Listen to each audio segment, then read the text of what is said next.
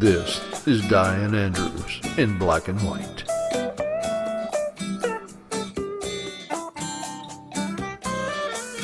The issues you don't want to talk about.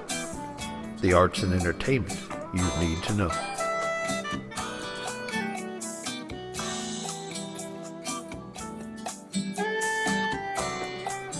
And now here's your host, Dianne Andrews.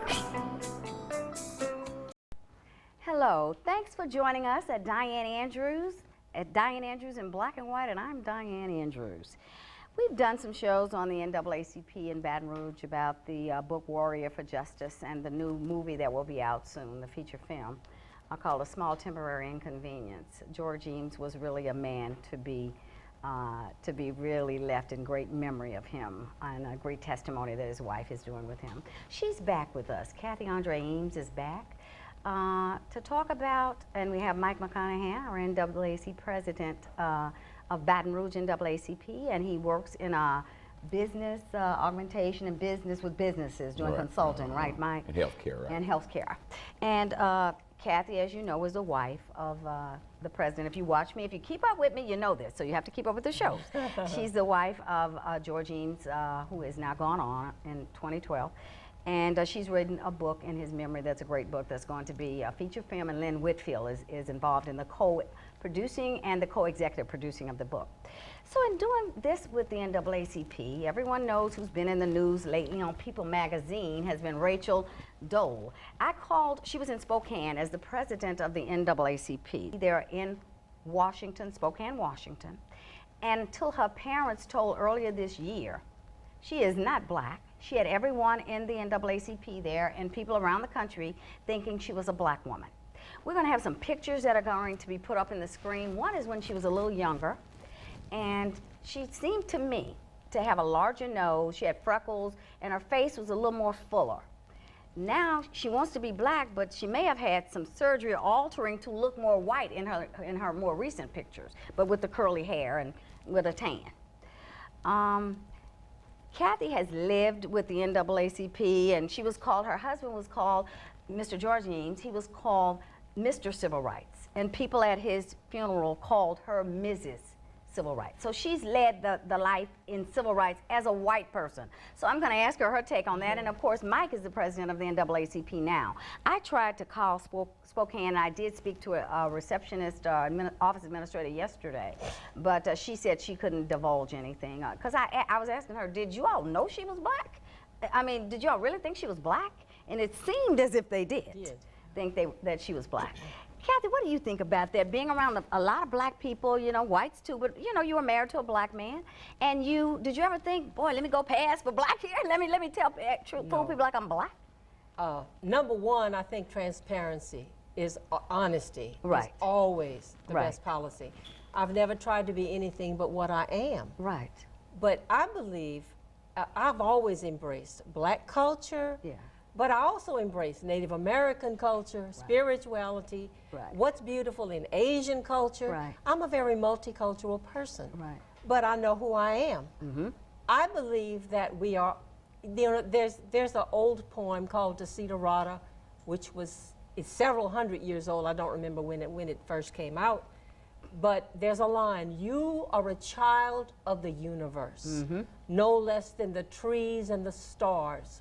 You have a right to be here. Mm-hmm. And I have always lived that. I have always embraced beauty wherever I find it. Mm-hmm.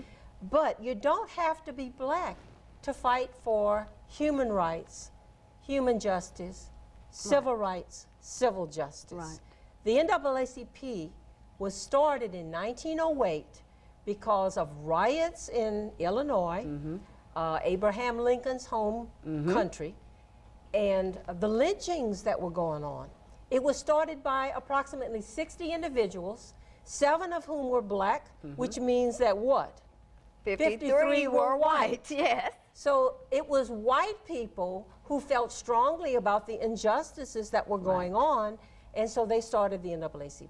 Mike, do you think, being the president of the Baton Rouge, Louisiana NAACP now, that she was accepted more in the NAACP because you are a black person in the NAACP? I know you have your way you look at things, and you would look at them a little different as being a black man in the NAACP. Do you think that people would have not accepted her as much if she had told them she was white? Because she did go to Howard University. And she thought that there was some job after she graduated that they gave to a black person, I read. And she thought she should have had that job opportunity. And I don't know exactly. From reading articles, it seems like, I guess she's married to a black man, and they have multiracial children. So I don't know if she just thought it was easier, and she taught, she was a professor out at a university in Washington State. What's your take on it, as how the NAACP would have accepted her as a white woman? She would never have been president, right? Well, I can't say that because, you know, being on the front line of fighting for freedom and justice for everyone, you welcome anyone that has the passion and the guts and the wherewithal to stand up and fight. Because people say, a lot of people would cheer you on, say, go ahead, I appreciate what you're doing a good job, but very few will cross that line and join the fight. So I can't say that we would not have embraced her one way or another. Let me ask this. Has there ever been a white woman president that you know of any NAACP branch? No, but that doesn't mean a whole lot because the only thing I know is the circles that I run in. Right. And I'm quite sure if someone would run in the Baton Rouge branch, if they were qualified and did the work and had the passion, the drive and the love, we elect them because we want any and everybody to join the fight. Right. Because there's plenty of work to do out here. Right. There's no short of issues, education, crime, police brutality, you know, economic development, housing. And blacks cannot do it alone. We need everyone as a team to make the world better. Yeah. Exactly. And that's really what the goal should be for any organization, black, white, red, or green organization, should be how do I make the world a better place to live? Exactly. I think if she would have come to Baton Rouge, she would have quickly found out this is a plantation. Right. And I don't know what benefit she would have gained by saying, I'm black. I haven't received any, and I'm 50. I just went around saying, I'm black. We have a new term now. Well, the first time I ever heard of it, I went to my Urban Dictionary looking when I prepared to do this show, and the term is called transracial, just as transgender is. Now we have people that are born of one race, who are trying to live as another race, which is what she was. Now they're calling her a transracial. I'd never heard of that term before. Have you ever heard of it, Kathy? Never. Yeah, so if you go, and maybe more people are doing that. Now I've heard of black people, what they call passing. You've heard of that too, right? Very light-skinned black people who went to, you know, back in the 20s, 30s, 40s, 50s, when you couldn't get the same kinds of benefits down south. And they went to live in California or up north because they were treated better. And some of them let them know. That's right. And thought they were really white people. And maybe, you know, you can think about, they needed that to maybe live a better life back then. But for this case, to go and say, I'm a black woman, and maybe she felt more comfortable, maybe it was she thought white people would ostracize her being married to a black man. Maybe that was part. I mean, we're just guessing here, audience. I just thought it was a good point of view for us to share from the NAACP side and from a white lady who was married to an NAACP. Right. And of course, I know George wouldn't have cared if she was white and worked with him in his day because he married you and you worked with him. Yeah, so he did get a lot of hate, flack, right? From the black community. Oh, yeah. Black. How can you call yourself a black revolutionary? You're married to a white woman. And George used to say, look, I practice what I preach. I believe in desegregation and integration. I practice it. Right. So but your father, you know, said you were dead when she married this black man. Right. And did you all ever reconcile, you and your father? No, not really. Not really. And my brother, who was But your still mother alive. came to the wedding, didn't she? My mother did come to the wedding. Yeah, I thought I saw that in your book. Yeah, my mother loved George. Yeah. She believed in it. But how was that with your father then, who was not too good or fond of black people? There was a lot we'll put it nicely. Not too fond. Hated black people. Okay. Yeah, he was a member of the Southern Gentlemen in 1956. Right. So he grew up with racist attitudes. At one point, he told me when I was a teenager, there's no such thing as a black lady. Oh my God, what would I be? A black woman. Black woman. He probably wouldn't even call me that. The only person who could be a lady would be a white person. Wow, he really had So some he bad had mental racism, yes. And racism, you know, people aren't born racist; they're taught that.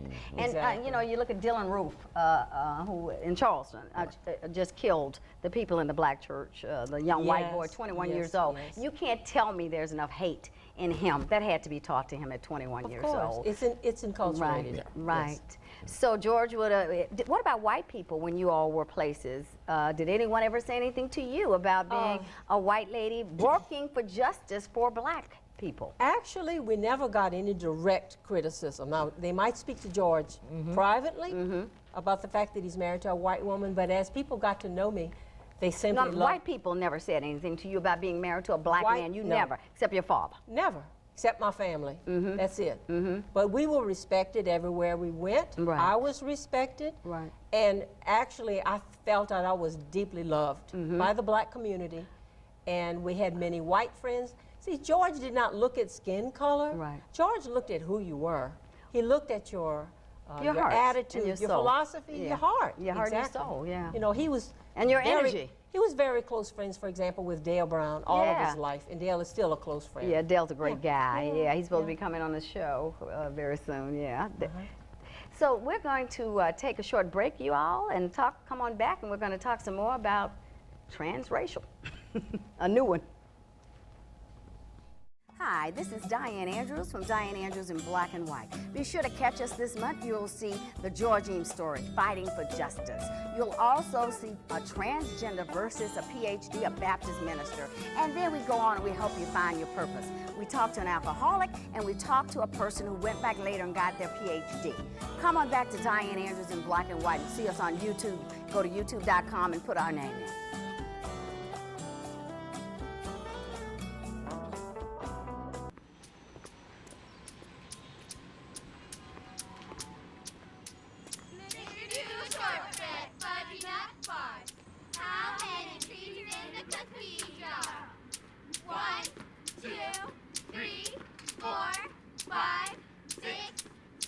The smallest moments can have the biggest impact on a child's life. Take time to be a dad today.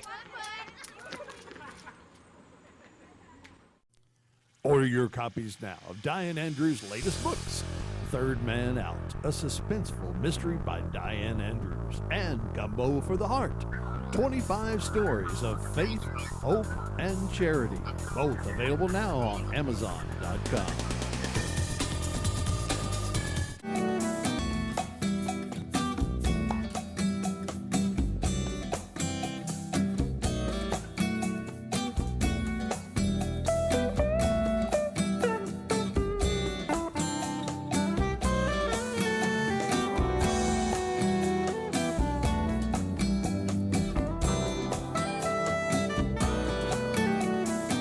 Welcome back to Dianne Andrews in Black and White, and we're discussing transracial, a term that's new for everybody on the panel, and I'm sure a lot of you out in the viewing audience.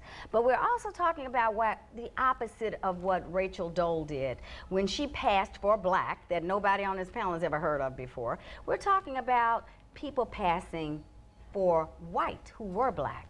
Some of your examples of that and what you saw? Yeah. Well, if you think about it, going back to early slavery days, Right. even the 1600s in the United States, black people who had the opportunity to pass for white did so Right. because the conditions were so punitive Yes. for black people, so difficult.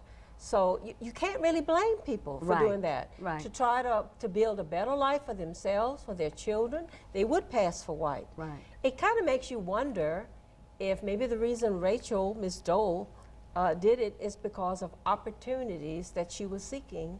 So, you know, you would almost have to think maybe she was an opportunist. I don't know. You know, from what I'm reading, what I'm seeing, and her parents coming out, and she still said, I'm black, and her parents had come out saying she's really white. I think it was opportunity. That's why I had brought up the Howard University instance. She went to Howard. Yes. And thought after graduating she lost an opportunity for a job. Right. And a lot of persons will scream or holler reverse discrimination, Right. because you're giving something to some black person and looked over the qualified white person that should have gotten. Now, I think she did do that, and I may be mistaken. She did, didn't she? She hollered reverse discrimination and filed a lawsuit against Howard. But I was looking at some of the people protesting her in Spokane, and the signs they were holding up said integrity matters. You're going to see that on the screen. And it does. And this was a crowd of black, Indian people and white people. Who are you to sue about reverse discrimination when what you want to do is be whatever the opportunity affords you at the time, it seems. Right. And this is speculation. We don't know her inner thinkings, but just taking the information as we have digested it, that's what we're seeing today. And you all, read a little bit about it because it's very interesting. Transracial is passing, but she happened to go the opposite way, passing white to black. The first time I've seen it. And in NAACP, never saw that one before, have you? Well, I haven't in my tenure with NAACP, but You've been president how long here in 4 years? 3 years going on, and as me and Kathy, as we talked about, NAACP was started by white people. Right. Yes. To help more white than black. Yeah. Black folks, man. Yeah. So, black folks didn't really take the helm of the NAACP until the late 30s and 40s, going in that before a person was even an officer. So I can't really say what motive she had, but she was in the driver's seat. Yeah, so we're going to be right back. You all, we're just trying to sum up some thoughts and see what we can come up with, but it's an interesting conversation. Come on back for my closing here. Dianne Andrews in Black and White. The mailbox and the traffic light. Both are ideas from the minds of African Americans. Support the United Negro College Fund, because a mind is a terrible thing to waste. My family has one. My family has one too. What we're referring to is a winning game plan in the event of a hurricane. It's important that you're prepared for a hurricane and the possibility of an evacuation.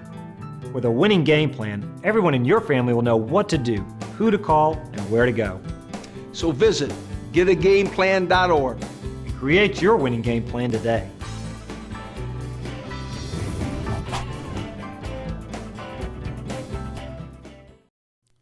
Order your copies now of Dianne Andrews' latest books, Third Man Out, a suspenseful mystery by Dianne Andrews, and Gumbo for the Heart, 25 stories of faith, hope, and charity, both available now on Amazon.com.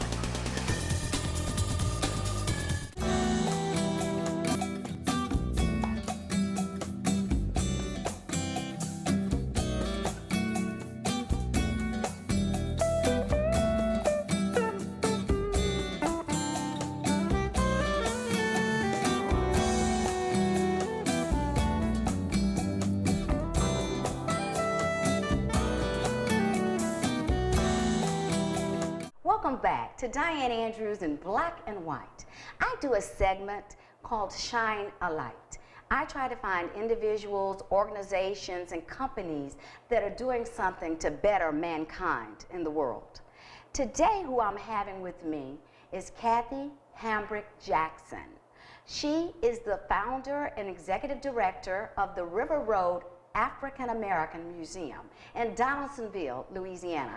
I was so impressed on June 2nd when I went to an event that was at downtown at the Manship Theater about Booker T. Washington and Julius Rosenwald, who built 5,000 schools back in the early 1900s, which was unheard of for African Americans mostly. Thanks for being here with me today, Kathy. Well, thank you for having me, Dianne. Now, you came back to your native Louisiana in 1991, I understand, right? Yes, yes, yes. And you were going along the river and looking at different plantations, and then you saw where are the images of pre-slavery and after the Emancipation Proclamation in 1863. So tell me, what popped in your mind?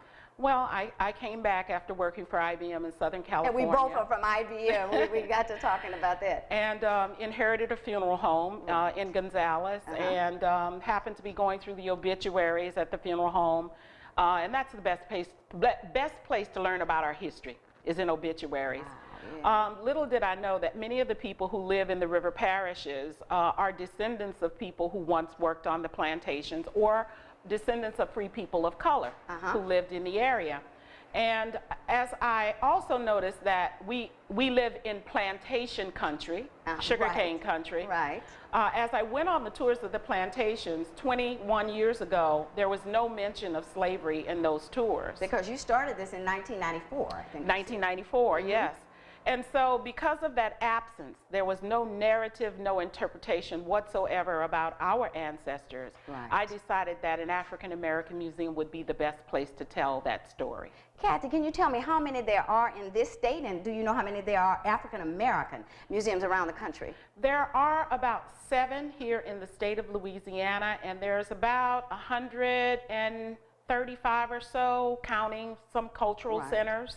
In the nation. In fact, I was talking to the lady who does my makeup. She's right out of college, and I was telling her who I was. She said, "Well, who's on the show today?" You know, she watches the show, and I told her about you and the River Road African American Museum in Donaldsonville, and she said, "I thought I had been to every museum here," and she'd never heard of River Road African American Museum. Do you want to tell us? I know funding has been cut for everything in the country, the budget, the budgets of the states. Can you tell us how people, if they tell us about the museum, then leave us with, when we finish discussing, how they can help fund this museum to keep it going. But first, let's tell them why they should keep it going. Well, you know, the museum, over the past 21 years, actually 25 years, we have amassed a major collection of artifacts and documents about the history of African Americans in this region.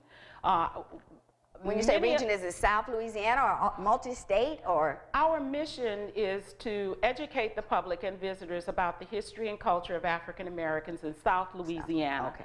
So there's no way that our very small museum could tell the story of the whole state. Right. So we leave it up to Shreveport to tell maybe the northern story. And they do have one in Shreveport. Alexandria has the first, Monroe has one, Shreveport has one. Of course, there's the museum at Southern University. Right. And there are a couple in New Orleans and one also in Lake Charles. Oh, great. But the problem that we face around the country with arts and culture, as you know, and many people in your audience know, there's no arts in the school anymore. Right. There's hardly any history, much less black history. You know, there's never really been black history in most of the public schools.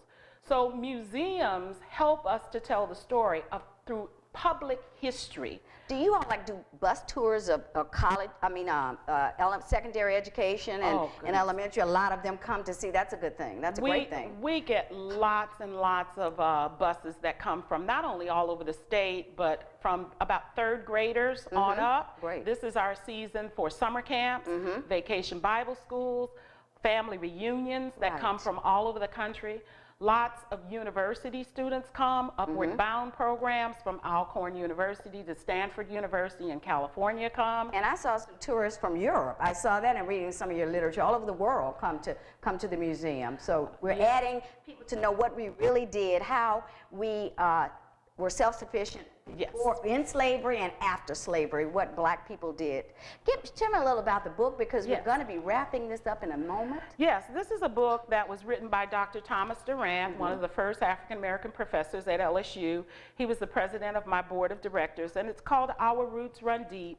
And this is basically the history of how and why I started the museum. And I'd like to present you with that book. Oh, thank you. I'm grabbing it before you give it to me. I'm taking it.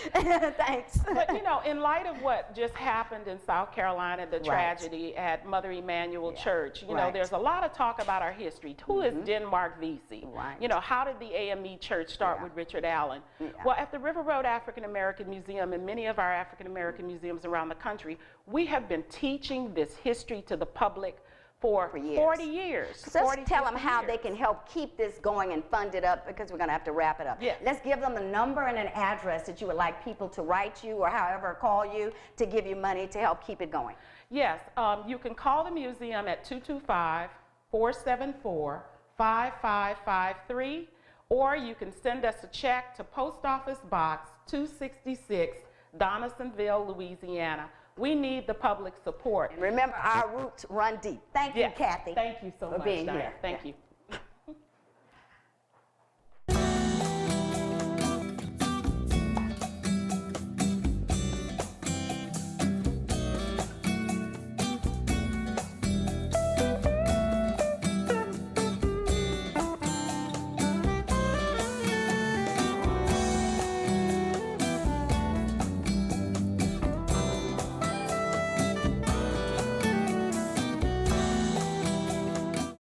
Hi, this is Dianne Andrews from Dianne Andrews in Black and White. Be sure to catch us this month. You'll see the Georgine story, Fighting for Justice. You'll also see a transgender versus a PhD, a Baptist minister. And then we go on and we help you find your purpose. We talk to an alcoholic and we talk to a person who went back later and got their PhD. Come on back to Dianne Andrews in Black and White and see us on YouTube. Go to youtube.com and put our name in.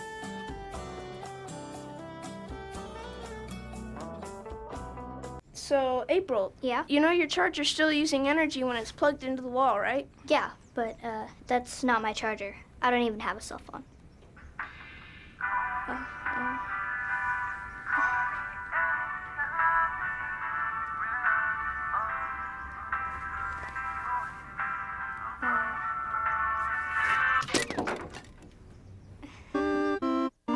Millions of kids are using their energy wisely.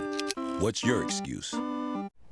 Thanks for coming back to Dianne Andrews in Black and White and this very interesting conversation about being transracial, as Rachel Dolezal was. As you all know, at the close of every show, I always do a ritual. The first thing, though, I would like to do is thank some people. We're in a new studio. The last 12 shows I did, we had no air in Baton Rouge, Louisiana. So if you go on YouTube and see those 12 shows, you may see a little oil around my forehead. It's really from heat, okay? But as you know, being a trooper, this show must go on. The production people and guests came in for 30 minutes and they were burning up, but we were there for 8 hours. And I was changing clothes in the heat. And you know as a woman how that is. But last night, they were still working on this studio until 3 a.m. in the morning trying to get us in here. So I want to thank Deshay Laveau, I want to thank Jeff Jude, and I want to thank Prophet Isaiah, and all the others who helped us get into this studio to present these shows to you. At the end of every show, I do a ritual where I light a white candle. And I do it as often unless it's a show where we don't do the closing. I saw this as a little girl growing up in a small little town in northern Louisiana called Marouge, Louisiana. And every Sunday this would come on and they would say, if everyone lit just one little candle, what a bright world this would be. I think that is such a profound statement. If you think about lighting a candle, really they're talking about bringing light to you and to who you are and to your spirit. So as we all become and try to become one, as we've talked about here today, it doesn't matter that Black lives matter, all lives matter.